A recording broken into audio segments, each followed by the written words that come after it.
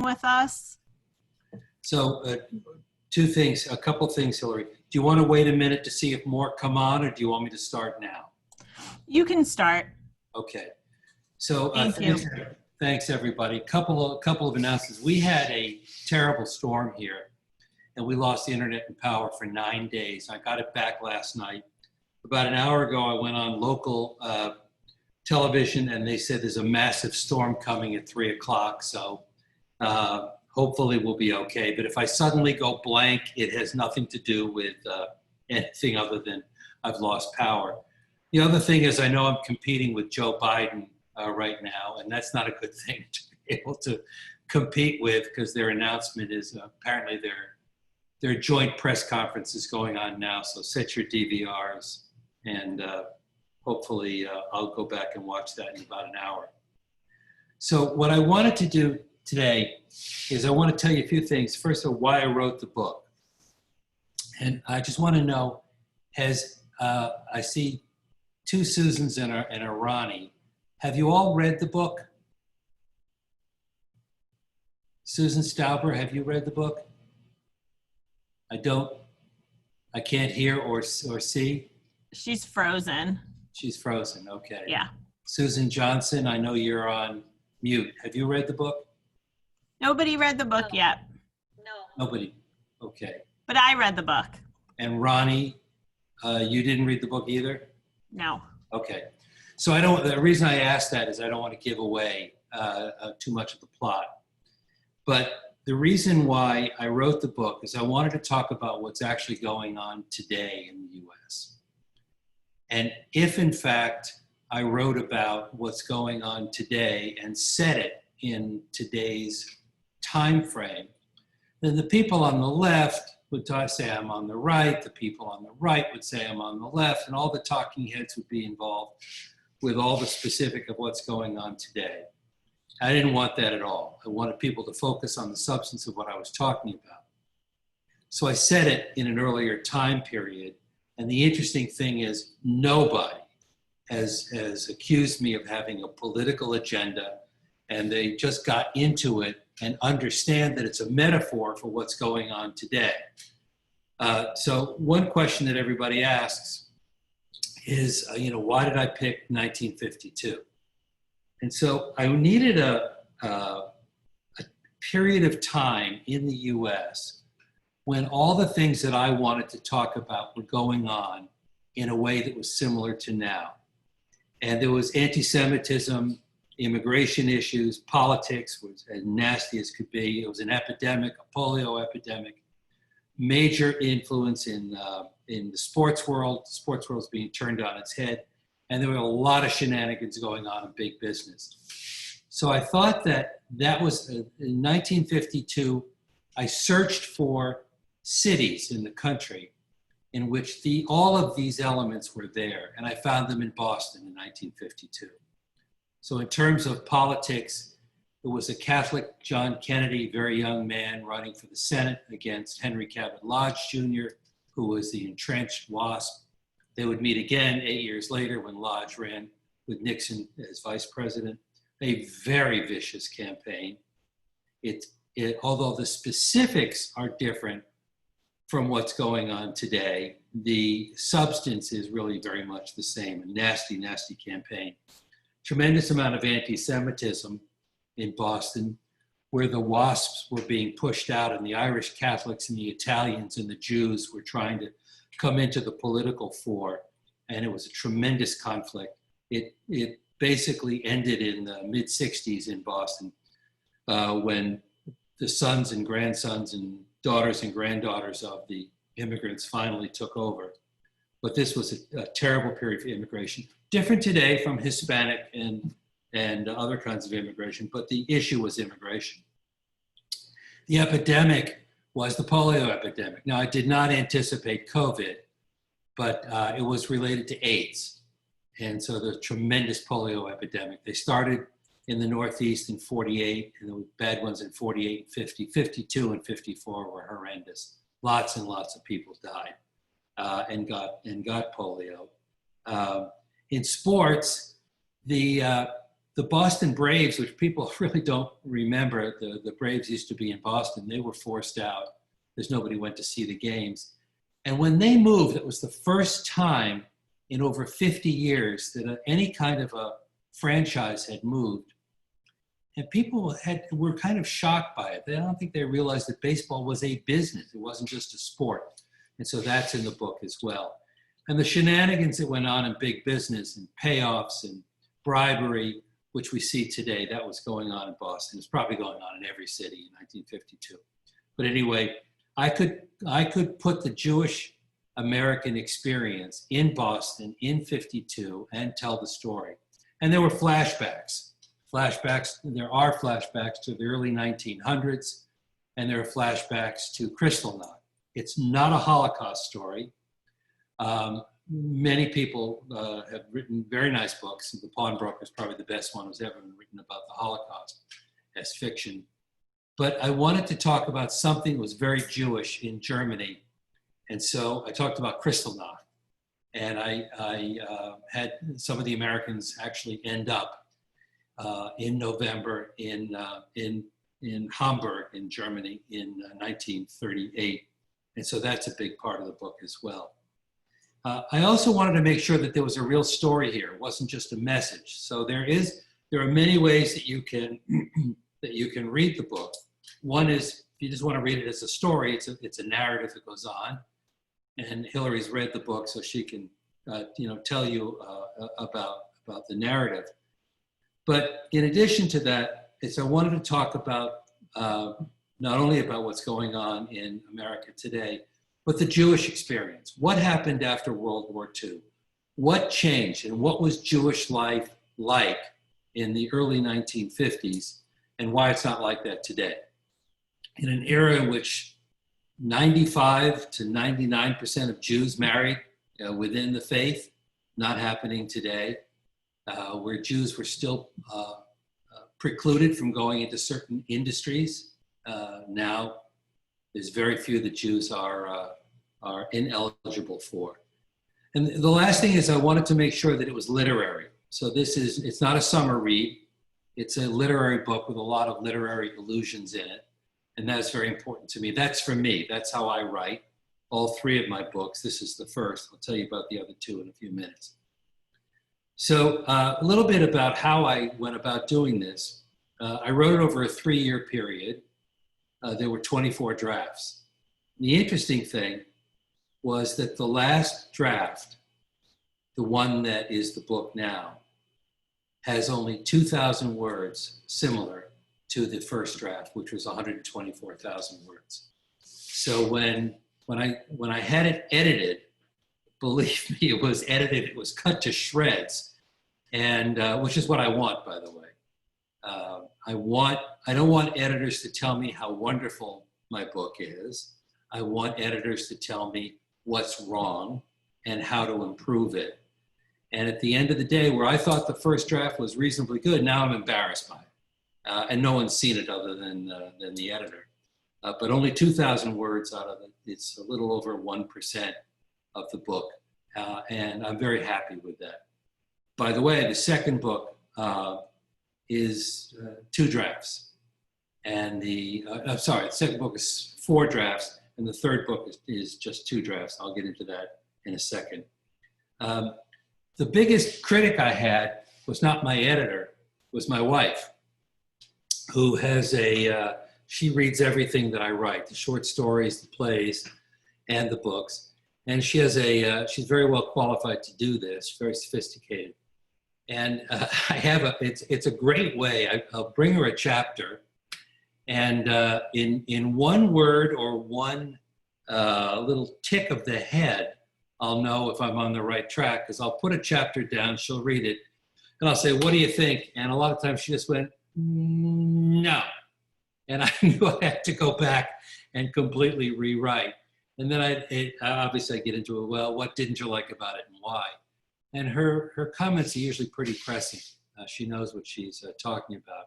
And she's obviously has her own prejudices in there. So there have been some times in which I've said to her, yeah, you may not have liked that, but I think other people would. And then, of course, I send it out to the editor, And in some cases, the editor says, well, I understand what your wife's concern was, but no, people want to know about that. That's her peccadillo, and that's perfectly okay. The other thing was, I've been asked a lot, if you go and you read the book, you'll find out that there's, for example, a lot in 2 chapters on Korea, the Korean War. And people have asked me when I'm face to face, when I'm making presentations, did I have any family members in the Korean War? Did I talk to people in the Korean War? And the answer is no, absolutely none. I don't believe in that kind of research. I don't put it down for other people. I'm simply saying for me, it doesn't work. I can read a lot about something, and then I just let my mind go and I create things. I will tell you that in the second book, which is called Jacobo's Rainbow, there's a one very detailed section in Vietnam. And I got my draft notice in July of 1967, so everybody assumes that I was in Vietnam. And no, I've never been to Vietnam. And I got from a reviewer, I got a blurber, sent me a really nice note saying that he had been in Vietnam and he wanted to know, which unit I was in and this and that. And I said, no, I made the whole thing up. And he couldn't believe it. And I felt really good about that, because what that said to me was the research I did online was sufficient to fool somebody who'd actually been there. So I felt pretty good about that. So I don't do any interviews. I don't speak to people. I simply go online and then let my head get wrapped around something. So what's happened with the book? It came out in May of 2018, a little over 2 years ago. It won 8 awards, which I'm very proud of. It lost some awards, which I thought I was going to win. I thought I was going to win certain ones, and I didn't. And ones that I won, I didn't think I had a chance for. So it all works out in the end. The book is still selling actually very well. And in the as of today, it's either 15 or 16 in the Kindle store as Jewish American fiction, which is nice, being so high up so many years after the launch. As you may or may not know, when books come out, usually what happens is after a month or two, unless they're a blockbuster, they stop selling. And especially with debut authors, this was my first book, and they stopped selling at all. I sold more books from June 1st to July 17th, a strange date because that's how my distributor happens to report, that I sold in the prior 6 months before that. And it's even more so, I'm led to believe, in the last few weeks. So I'm very pleased with how it's doing. I made some mistakes, not in the book, but in the marketing of the book. And I've learned a lot about that and how to get more involved. And if any of you is ever considering writing a book, you do have to get involved from the marketing point of view. You can't just hand it off to somebody who said they'll do the marketing or the promotion. They can do a nice job, but if you don't get intimately involved, it's just not going to work. So I mentioned a couple times Jacobo's Rainbow, the second book, and that's coming out on May 4th of next year. And that book only took about a year to write, and it takes place in New Mexico. And so people have said, well, have you spent a lot of time in New Mexico? No, my wife and I went to vacation for a week 25 years ago. So no, I've had no relationship with New Mexico. It's about the free speech movement, the summer of 1964, Freedom Summer, and the Vietnam War. And it's primarily from 1963 to 1967, although there's a little bit after 1967. It deals with anti-Semitism. It deals with free speech, from the free speech movement and what's going on college campuses today. Again, it's a situation similar to the first book, where I wanted to talk about what's going on in the anti-Semitism and the shutting down of speech on college campuses and safe spaces and all that. But if I do that now, I'd get pilloried by everybody. So I said it 60 years ago, and it works, and I'm very happy about it. The interesting thing is that when I sent this book out for potential blurbs, I got some famous people to blurb for it. And it's related to the fact, well, some of them had read the first book, or when I contacted them, they took a look at the first book and they saw what the first book is doing. What happens is you do build an audience. And I'll tell you some of the people who blurbed for it. One is Marcia Clark, the famous attorney from the OJ case. She writes lots of novels. She's actually become a friend. There's an anecdote there, which if I have time, I'll get into. Shulam Dean, who wrote All Who Go Do Not Return, an extraordinary book, big bestseller, about he used to be in an ultra-Orthodox sect, and now he's just a regular Jew. And he left and unfortunately lost his wife and his family. An amazing book. And Gary Steingart, who's written 4 or 5 real bestsellers, including Absurdistan, which sold an enormous number of books. He was born in Russia, came here. He's hilarious, writes really good books. They're funny, but there's a really powerful message to them. And a few others who are also pretty good. So I'm pretty happy about that. That'll come out in May. And about a year after that, my 3rd book comes out, and that's called A Stone's Throw. That book takes place in the Bronx. And I live in New York, outside of New York. That takes place in the Bronx in Upper Manhattan. Also, I've never lived in the Bronx. I've never lived in Upper Manhattan. It's a real departure for me. If you've read My Mother's Son or plan to read it, there are no curse words in it. No street language. And the same with Jacobo's Rainbow. This one is very different.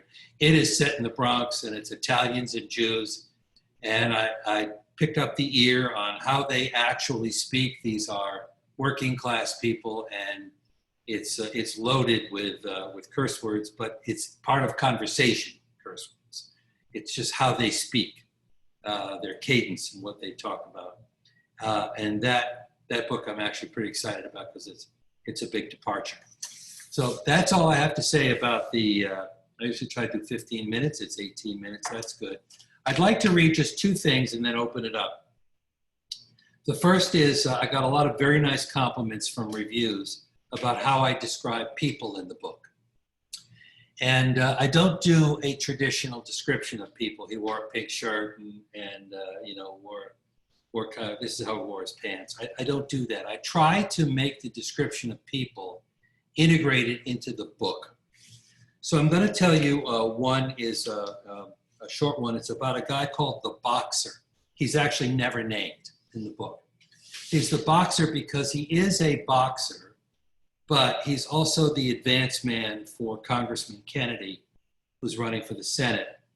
And he's an Irish guy, never named. There are some people's names in this description who are not important to know. So I just want to read it. It's 1 page, and it's very typical of how I write. The man we called the Boxer. This was narrated by the narrator of the book, who was at the time.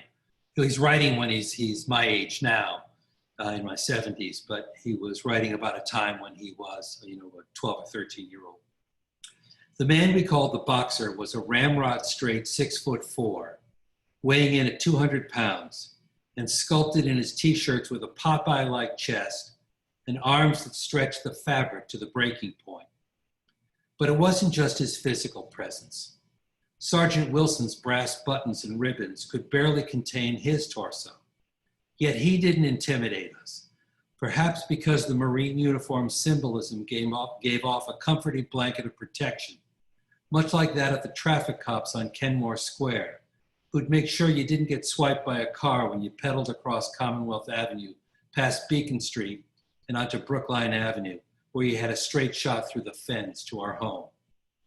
His potato-thick brogue was decipherable, and his idiomatic English was inflected with sing-song refrains typical of other Irish immigrants.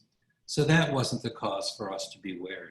No, I rather thought it was the cloud of Catholicism that swirled around his presence.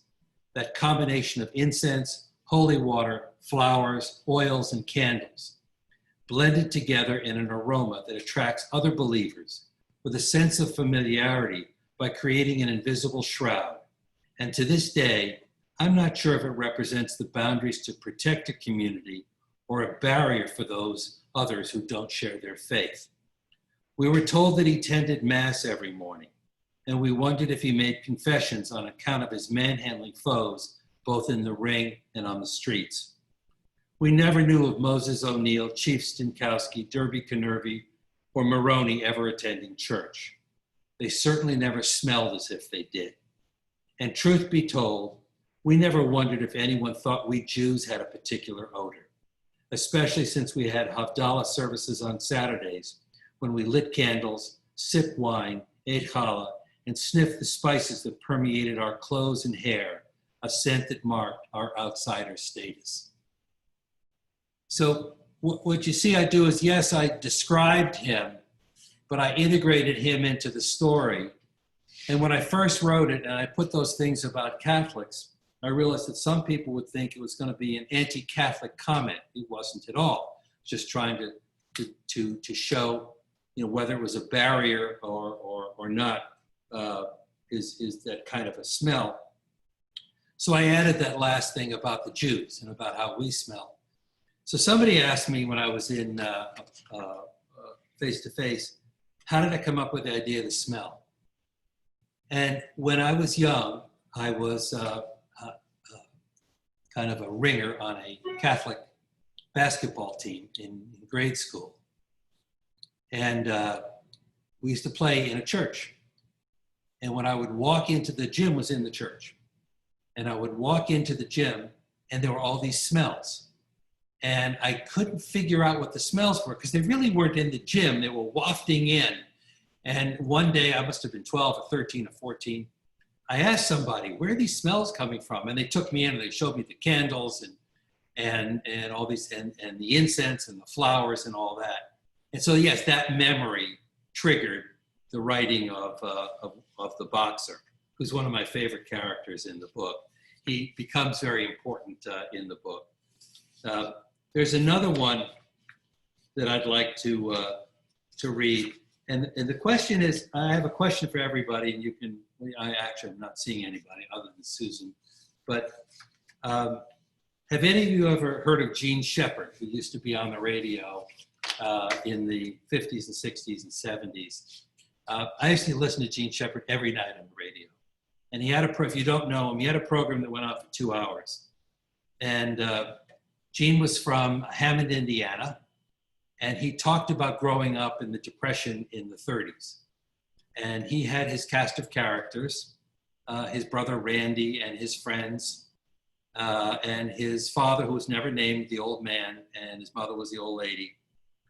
And I really liked Gene Shepherd and admired him greatly. I thought he wrote some wonderful, very humorous books, but always had a message to them. So I created a character in the book who's also not named. And he's called the guy on the radio. And he's very important in the book. And at one point in time, when the narrator, who's now out of the army, comes back from West Germany in 1963 or 64, he actually meets up with the guy on the radio in Boston because he kind of, I don't want to say attacks him, but he after the guy on the radio comes out giving an interview, the narrator, Joel, finds him and walks to a hotel with him and goes to the bar and has a conversation with him because Joel wants to get into radio, which is what he eventually does. And this book is a radio raconteur's look back on his life. And this is what the guy on the radio tells him at the bar at the Copley Plaza Hotel in Boston. Fictional characters have lives as well, he went on. They inhabit our spaces and we interact with them. It's still a give and take, just not in the same as what's going on here in our conversation tonight. But never forget that a made-up person can speak to us just as well as someone who's here in the flesh. There's no difference whether you hear something from the point of view of first-person actual or third-person fictional. If it interests you, moves you, or gets you to think about things from another perspective. I want to make sure that I have pages that don't get stuck. Another perspective. For me, life's usually better as fiction. Yeah, you heard me right, because that way no one can disagree with, challenge, or sue you. Now, there's no harm starting with a kernel of truth, but make sure when you cook it up, it turns into something that can't be traced back to its original form. You know, so think of it in terms of omelets. They begin as chicken eggs, but tell me, would anyone looking at an omelet who'd never seen a chicken's egg be able to tell you its origin? Let your characters speak to you. Think of yourself as a translator. There's a million ways to say the same thing. That's why we have synonyms after all. So don't be afraid of going off on tangents or making distortions. And blind alleys are okay too, because no one but you knows what the outcome will be, and you can always make an allusion to something else to get you back to where you want to be. When I wrote this, and I put this in the chapter that my wife read, she said, "That's you." And I said, "Yeah, that is me." So I wrote it as Gene Shepard, the guy on the radio, but it's me. So when people have asked me, "Are you in the book?" Well, none of the anecdotes are true. None of the settings are true. None of the situations are true. Nothing to do with me, zero. But the way I speak, the way I think, the way I behave, yeah, it's clear that it's in the book. So I can open it up for questions. I have a few more things later that I could read. They're very, very short, just a couple sentences each. But if anybody has any questions, I'd love to try to answer them. Okay, well, seeing as I'm one of the few people who read the book, I'm going to start.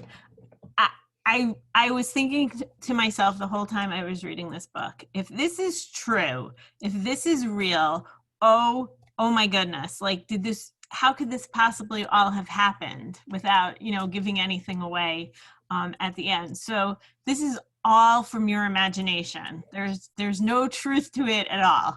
100%. And actually, it's a very good question because my attorney asked me the same question.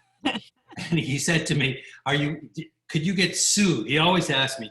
He's a terrific guy, by the way. He used to be the general counsel of Random House. And they have a terrible policy when you're 65, you have to retire. So when he was 65, he went and became the head of the book practice at a very big law firm. But his name is Ellis, and he said, "I want to make sure when you say this is fiction, that this is fiction." And I said to him, "Ellis, I swear there's nothing in this book, not an anecdote. There's not a hiccup in this book that has anything to do." Now, I mentioned President Kennedy in Berlin giving the Ich bin ein Berliner speech. Well, he gave that speech. But there's a scene in the book where he interacts with Joel, the narrator, totally made up. So there are people who exist. There was a mayor, Honey Fitz, who was John F. Kennedy's grandfather, who was the mayor of Boston, and he makes a slight appearance in the book, very in a small way. But the scene in which he's in is just totally made up. But it's a very good question. Everything is fiction. Susan, you had a question. You can unmute let me unmute you or unmute yourself. Yeah. Hi there. Hi. I do want to say that I didn't finish the whole book because we lost you. She's frozen. You're frozen. Yeah. Okay. So what inspired you to start writing? So I spent 45 years developing drugs, real drugs, not street drugs. And I ran a lot of biotech companies. And I loved doing it. But at a certain point in time, I looked around and saw some of my friends who were in their late 60s or turning 70 who started to do different things. They started to paint. Some of them decided to do, competitive kayaking, mountain climbing. Yeah, Susan, I see. Susan, why don't we go back to you now, because you have to unmute yourself.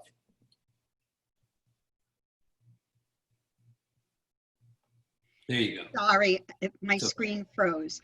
So, okay, so I loved all that, but I must ask you where you got the character, My Andrew, because I grew up with a sister whose name was My Diane, Okay. and we're twins. So I would like to know, I always ask my mother to see her birth certificate.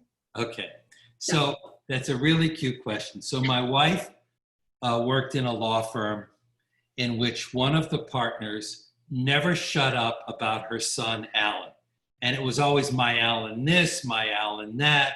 And it was obnoxious, but it was funny. And she would accent, it was almost as if it was one word, my Yalin, as opposed to my Alan. So when I first wrote, his name wasn't Andrew, and he was a strange kid.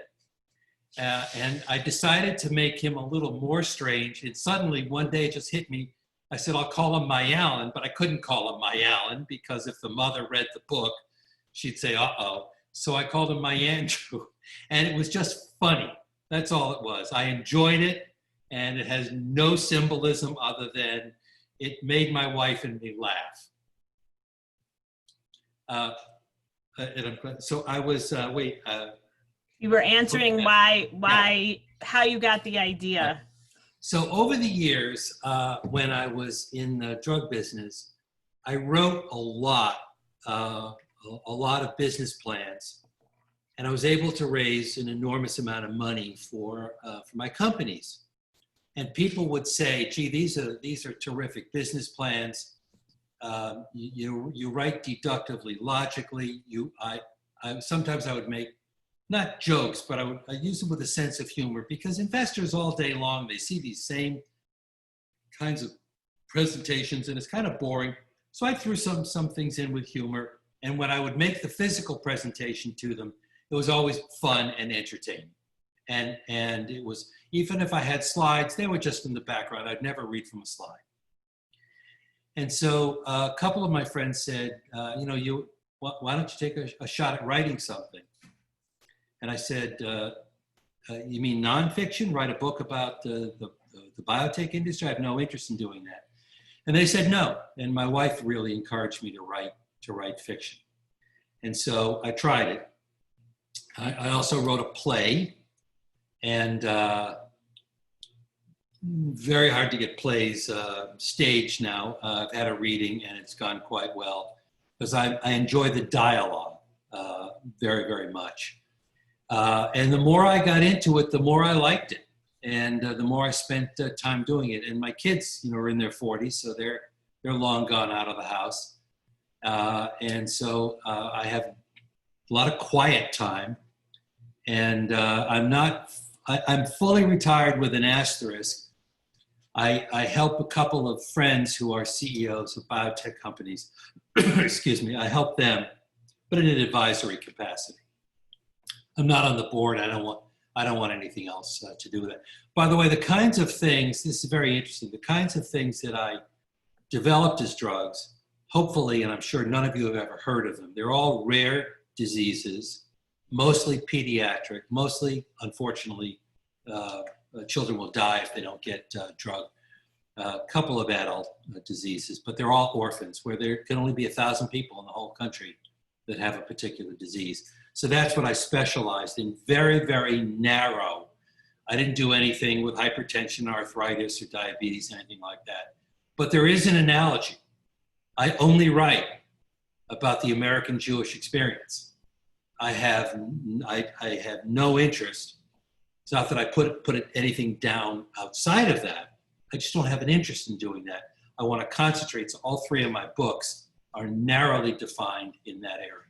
Different eras, different cities, different situations, but it's all about the American Jewish experience, which is what the play is about as well. And my 2 short stories that have been published, also about the American Jewish experience. So that's kind of how I got into it. I like to tell people, I don't ski. I don't have a second home. I don't belong to a country club. I sit home and write, and I enjoy it. So you said that you don't do any research. I don't do any interviews or one-on-one research. Okay. I do Google things. You so how does this come to you? The stories are so intricate, and you just said something about you like discussions and you like dialogue. Well, I mean, you clearly can write thinking that these two people are really talking to each other. Like, yes. I can hear it in my head or see it in my head. However, Joel and Stephen interacting or having a conversation with Papa. How does that come to you? That's just amazing.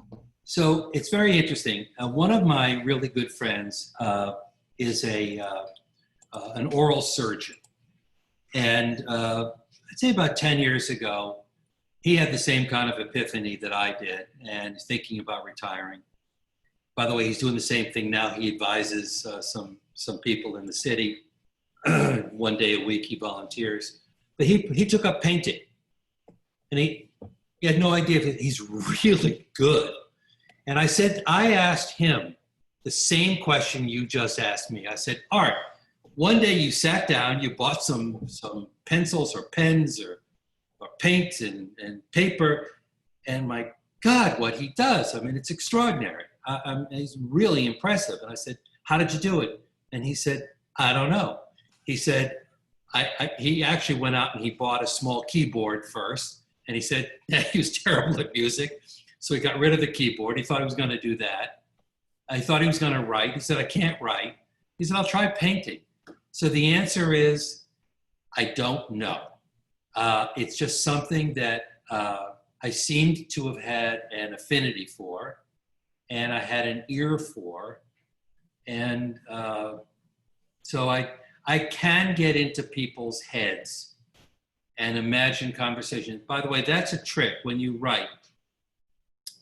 I actually think when I'm writing for a particular person, I invade that person, that fictitious person's body.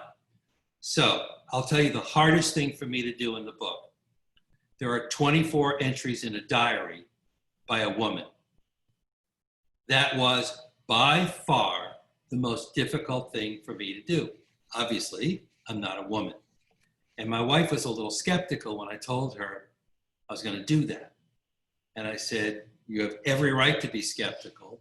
It took me longer to write those 24 short things, which probably, if they average, some of them average 5 words, excuse me, some of them are a page.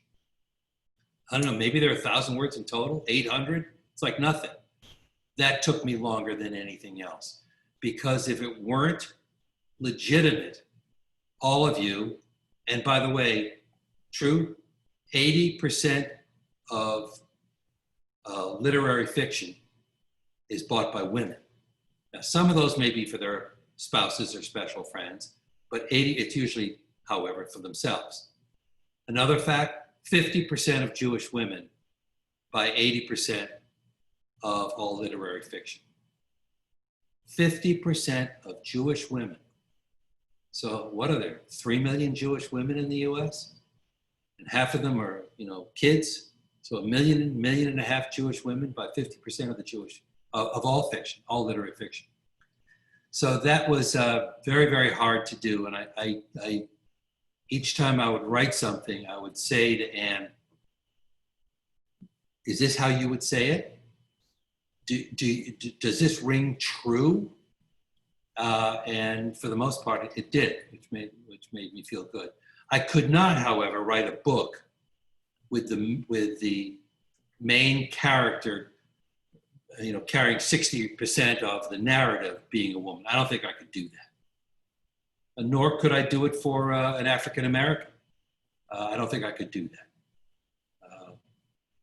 It's funny because now, like, when I was reading the book, I don't think I was thinking about the fact that, yes, there are several very strong women in the book, but that a man wrote them.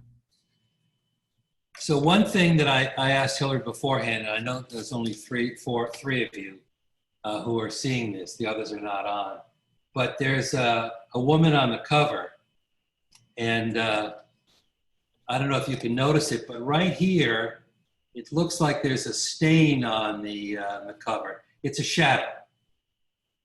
And the reason it's a shadow is there are two women who are the center of this book, and you don't know who the cover is. It could be either one or both. Yeah, don't give it away. Yeah, and well, you never know. It's up to you to decide who it is. And the distributor and the production people who worked on the book, who read it, they loved that. They just thought that was so cool. But that's also, by the way, that's a picture. That's how I do research. I Googled in Getty Images, I think it was. So it wasn't Google, it was Getty. You know, give me a picture of a 1952 woman. And I got a whole lot of women. And this is the one that the cover designer and I decided. And she put the color on the dress, and she added with Photoshop the beads around the neck. But I thought the hairstyle and everything was just perfect.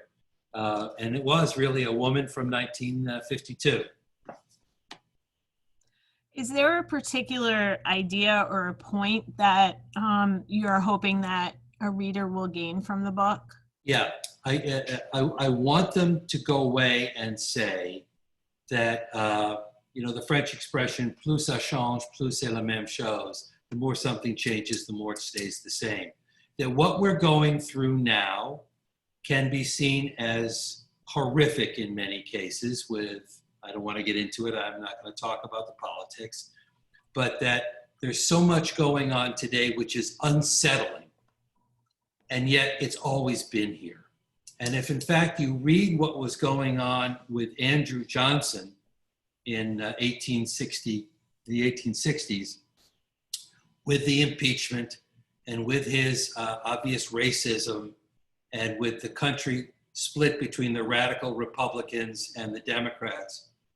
My God, you read about Andrew Johnson, you say, you know, it's 150 years ago. It's the same thing that's going on today. So I want people to understand that what we're going through may be difficult and unusual in the specifics, but it's really basically what America has been like. Unfortunately, we're I think, in a trough. Hopefully we'll get back to a peak at some point in time. But yeah, I want them to go away and think about those things. That's one thing.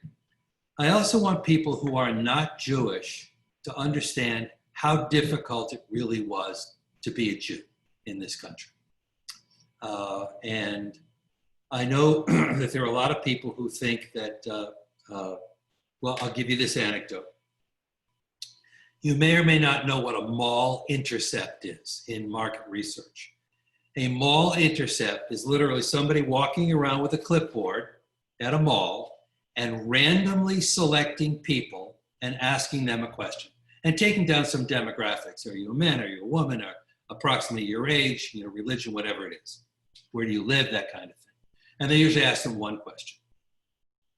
And by doing, you can get a couple hundred people in a mall, you can get a fairly good statistical sample of what's going on in that area. And when they've done mall intercepts, because it's literally just somebody with a clipboard walking up to somebody saying, excuse me, may I ask you one question? They ask them, how many Jews are in the United States? And how many Jews are in Israel? The answer will shock you. Do you have any, I know you're all on mute, but you can unmute. Do you have any idea what they say? You can unmute yourselves. Ronnie? Yeah, I've heard that it's greatly exaggerated. Yeah. It's generally 50 million in Israel when the actual number is 7. And it's usually between 10 and 20% of the US population when they talk about the US. So between 30 and 60 million. And then when they're told, It's 7 million in Israel and 6 or 7 million in the US. In the last 4 years, a lot of the responses have been fake news. I mean, they just don't believe it. Because they'll say, well, Jews control the banks, Jews control the media, Jews control the government. You know, you hear all these tropes. So my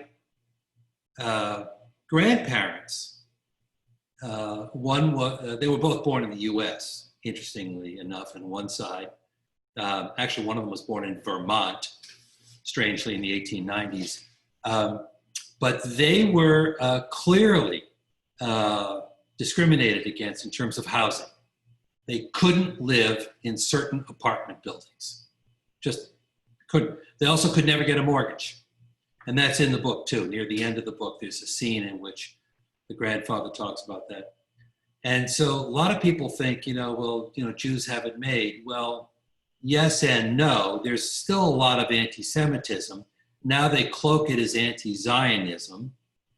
And in fact, the second book, Jacobo's Rainbow, really talks about that a lot, that the anti-Zionism is a smokescreen to talk about anti-Semitism because it's supposedly a little more politically acceptable. And I saw that. I was in college from 63 to 67.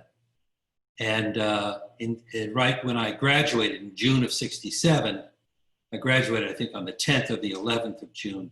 Six-Day War was raging from the 5th to the 11th. And so I was still there in college. And the number of comments, that I got, even from professors, was pretty profound in their anti-Semitic tone for the quote-unquote against the Zionists, so to speak. But that's not why I wrote the book, but there was a little bit of that from my own history. Does anybody else have any questions for David? You can take yourself off of mute and please ask them. Ronnie? Yeah, I have, you said you would discuss a little bit more about your other books as well. And could you tell us which book you're proudest of and why? Wow, that last question is a really tough one because usually what happens is the thing you're working on now is the one that you're in love with most. So my wife has read all three, and she has a tough time picking between My Mother's Son and Jacobo's Rainbow, which is coming out next year.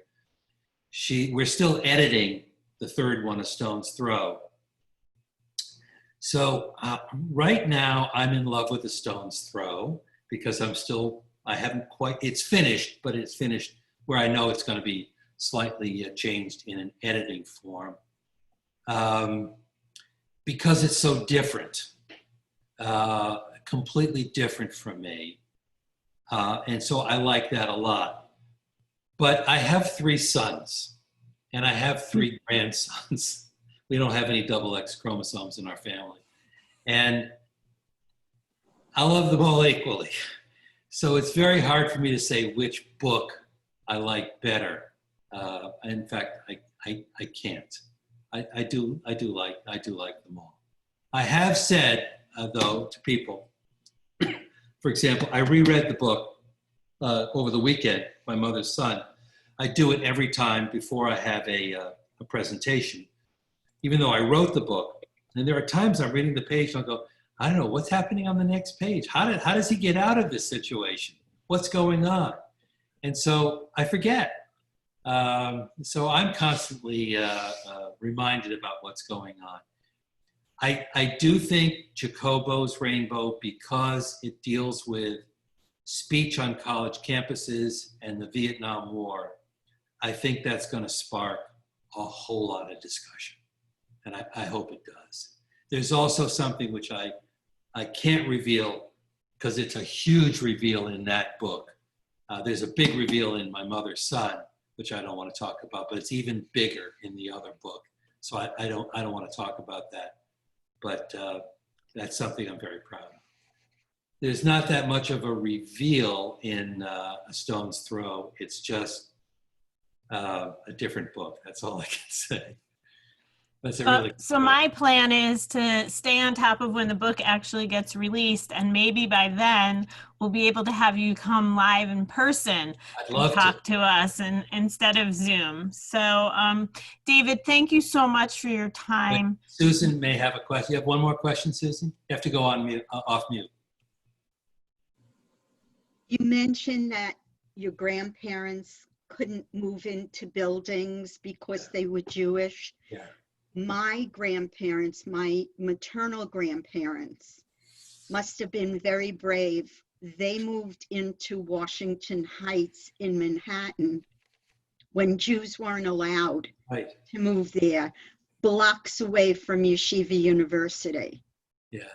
And that's where we grew up. I never felt anything, you know, from the time I was young until I moved out of there. But my grandparents and my parents certainly did. So people have asked me, did I ever experience an anti-Semitic incident? And I once, and that was, I went to a prep school where I lived in Connecticut. And a silly anecdote, but it's emblematic of the early 1960s. Well, all of us had to participate in chores at the school. And so sometimes you were a waiter, sometimes you were in the kitchen. And I was in the kitchen one day. You can't see me. I'm quite big. I'm 6'4" and about 200 pounds. And when I was an athlete in high school, I weighed even more. And this guy who was maybe an inch taller than I was, maybe 10, 20 pounds heavier, he was also an athlete. He was next to me. And I was taking glasses out of a very big dishwasher and putting them on a tray, and he was supposed to take them someplace else. I must have splashed him or something with a little bit of water. Whatever it was, I hadn't said 10 words to this guy in 2 years. And he looks at me and he says, "Mighty Christian of you." And so I decided right then and there, and he was one of the elites. He was the number one kid in the school. He was the best athlete, one of the smartest kids, and all this. And I decided there was only one thing. There were only a few Jews there, but they were all, short, and none was particularly athletic. So I turned around and I cold cocked him, and he dropped right down. And I leaned over him and I said to him, "If you ever talk to me that way again," I said, "I'll kick you in your nuts." I didn't say nuts, but that's it. He and I became really good friends because although he was hurt and he was pissed and he had a swollen jaw, my hand was swollen as well. I helped him up, by the way. He knew what he said was uncalled for, and he respected me.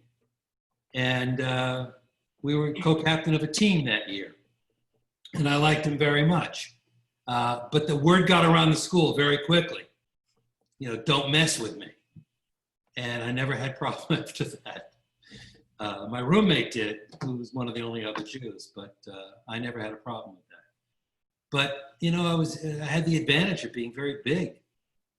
And if I hadn't, what if I'd been 5'6" and 130 pounds, So it's serendipity. So thank you all. Appreciate it. I will be in touch in terms of my next book. It comes out on May 4th. It's actually on Amazon now. You can pre-order it. Don't expect anybody will. But it's got a gorgeous, gorgeous cover with some mystery in it by a woman who I've never met. It's the first time I've used her as a designer. She's absolutely terrific. And I'm excited about this book. And I'll just end by saying, a lot of people say, well, why is it coming out next May? It takes a year. It just does. With everything that you've got to do, it's amazing how long it takes. It's really a year. So the book it was final copy edited in April of this year.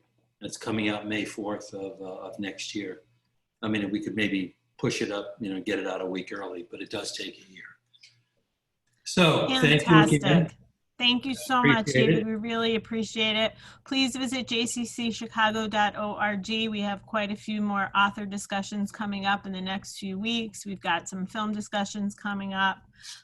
In September, we're going to visit all the synagogues of Chicago in a presentation. So we hope you'll join us again. Please stay well. David, thank you again. Take care. Okay, Bye-bye. thanks very much. Bye-bye.